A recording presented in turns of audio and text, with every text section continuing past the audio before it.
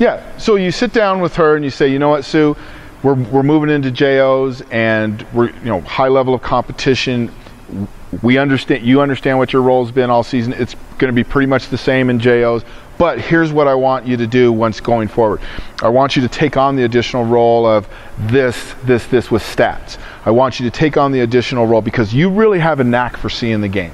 And I'm not saying lie to her, but find a competency that they have and go, man, you really have a competency, or you really have an don't use those words, acumen.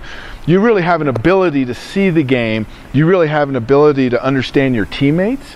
So I'm going to give you this additional role when we go to JOs. Can you help us out by doing that? And just kind of engage them in that way. And usually, players love to be told, wow, you have this special ability, and then they buy in. Yeah. We didn't bring all our cue cards. We have a cue card that says win practice. We teach coaches how to win practice. So this is what you do. You choose a criteria, and it can be quantitative or qualitative. Quantitative means you're measuring it by a number. Like for example, in basketball, when they practice free throws, they have to shoot 70% free throws that day, or else they're not going to win practice. Set some kind of criteria in practice. So in their training, they're trying to reach optimum levels of effort and energy output, because they know that at the end of practice, if it's you and an assistant, you're going to say, okay, we didn't reach our quantitative goal today, so we lost practice. Now here's the deal. You correlate how many times, so you practice twice a week. If you win one, you lose one. And research has proved this out. If you win your practices during the week, you tend to win in competition on the weekend. Now, a qualitative measure could be effort and energy. And so at the end of practice, you're going to say, we didn't bust our butt today. So we lost practice today. But it keeps them dialed in every practice. We're going to win practice. We're going to win practice or lose practice today, and it's up to us to really control that. Does that make sense? And if you're not jumping high on every jump in practice, then there's some accountability there. Then you're not going to do it on the weekend. Right. See, that's the interesting thing I think about performance as coaches. It doesn't matter the sport. We train, practice, whatever you want to call it, and then we want them to flip on a switch on Friday night, on Saturday, or whatever it is, and go, okay, now perform here, but we've been performing here. And I'm not saying you have to go hard every day, but certain parts of practice, this is how we're winning practice today, quantitatively or qualitatively measure it, and then as coaches, we're going to grade you. We won practice today or we didn't. Keeps them focused in the moment, keeps them focused on that day. Intrinsic motivation means that you love the process. You love what you do. You love to play. You love the feeling of hanging out with other athletes. You love the success of it. Extrinsic motivation is trophies, championships, scholarships. Now you might say, well, we want those things. We do. But if you focus on the extrinsic, that will unwind itself eventually. But you need to focus on the intrinsic. That's the piece where athletes are focusing on technique, foot movement, footwork, and the process that it takes to get there. Okay? I know I never set out when I was 12 years old to play in the NFL. That was never my goal. But step by step, I signed my first NFL contract. Later, it was like, oh my gosh, this happened. But it was a process. And that's why I was focused on that I don't think I put the outcome before the process, okay? So we've got 3 types of goals. We've got process, performance, and outcome goals. So we just heard that the process goals is the most effective to focus on in terms of reaching our performance outcomes. So what is a process goal? So when we look at this process goal, it's focused on the actions an individual must engage in during performance to execute or perform well. So in volleyball, we're looking at the footwork, perhaps for serve receive, for defense, our technique. So what is the technique with the arm swing? And then keys or cue words that are used or emphasized. That is the process part. Parents and coaches both focus on rewarding process goals.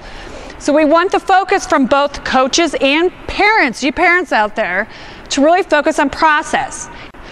And then the goal from the coach's standpoint is they're going to hit on performance goals and outcome goals, but really the primary focus is on the process goals that are going to lead to performance and outcome, especially outcome goals.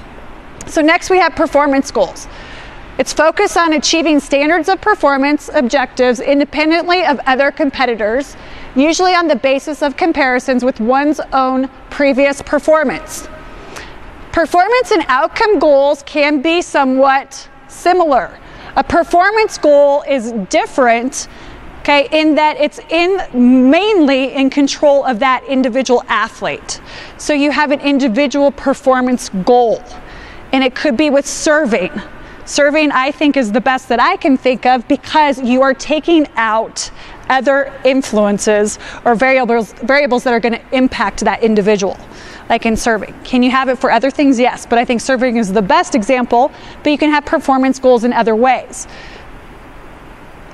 Outcome goals typically focus on a competitive result of an event, such as winning a game, match, or race. These goals depend on your effort, but your opponent's effort and competency as well.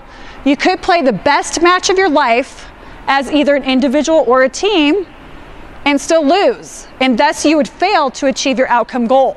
And this is why we don't want to put a lot of emphasis or more on the outcome goal than the process goal, especially as parents. So if your athlete is playing in a game, and let's just use hitting as an example, and they get 12 kills in a match, and the parent is like, wow, you had an awesome match, you got 12 kills. Very outcome oriented, okay, goal, maybe their goal was to get as many kills as they can. You did great.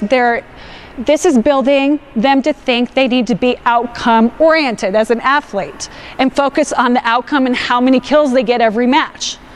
But then they play a team that maybe is more evenly matched. Perhaps their team is struggling overall. That player is not going to get those 12 kills, but maybe they're playing really well in other areas of the game, right?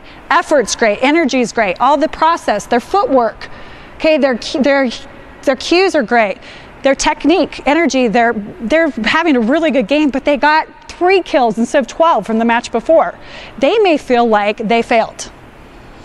And their parents are going, wow, you got 3 kills. Or they might go, what happened? You had 12 the last match. So that's where why we want the emphasis really to be on that process, especially for the parents, the effort, the attitude, and the energy, and even on performance goals. What's more in the control of the individual? So the one thing I want to add, the outcome goal, it depends somewhat on your opponents. That's the key. That's why I don't like so much foci put on outcome. Because, again, you can run your best time, right, in track and field and get beat. You can run a subpar, not your PR, and win a state championship. So, I always tell people this, they'll say, oh, I was a state champion in the 100 meters in North Dakota. And I'm like, what was your time? Okay? But I placed 5th in Southern California in the 100-meter dash. Well, what was your time?